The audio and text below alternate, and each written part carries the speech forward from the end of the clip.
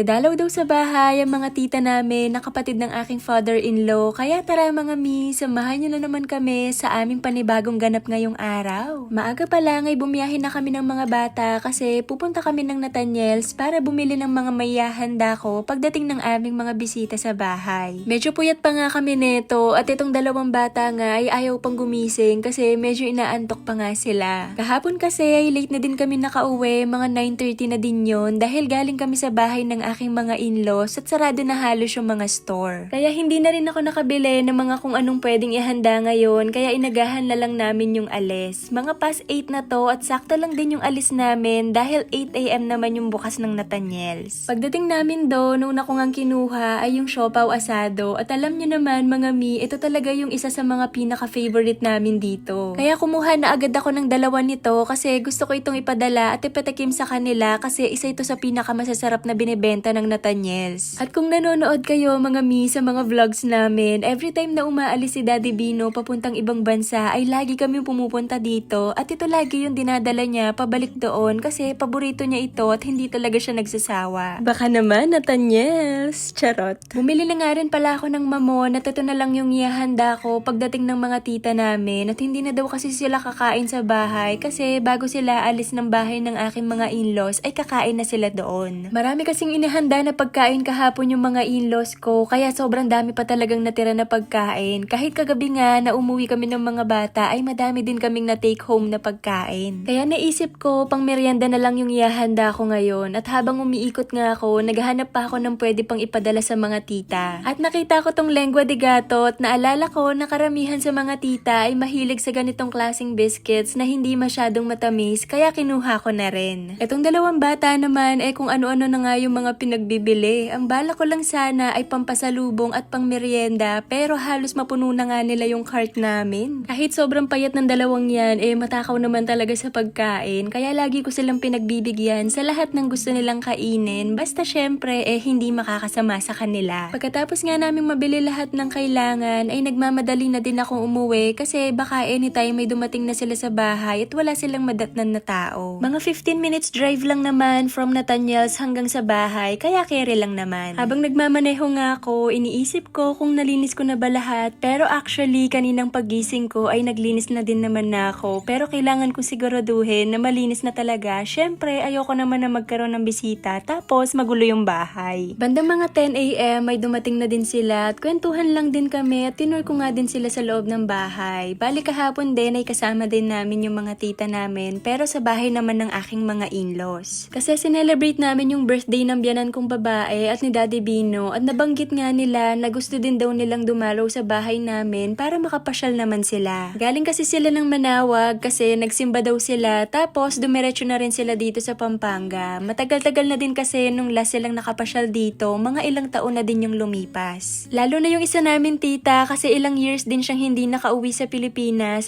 Sakto din na sa Sunday na yung alis niya pabalik ng ibang bansa kaya sinulit na talaga nila yung pamamasyal nila dito. Medyo sumaglit nga lang din sila dito sa bahay kasi kailangan na nilang bumiyahe pa Laguna at pupunta pa sila sa birthday party naman ng kanilang apo. Inabot ko na nga din yung pasalubong ko para sa kanila tapos pinagbalot ko nga din sila ng iilan na mamon at soft drinks para kung sakaling magutom sila sa biyahe ay meron silang makakain. Nagpasalamat din ako sa mga tita namin sa pagdalaw nila at sobrang na-appreciate ko talaga na nag-effort silang pumunta sa bahay namin. Yun lang, Momshi! Bye!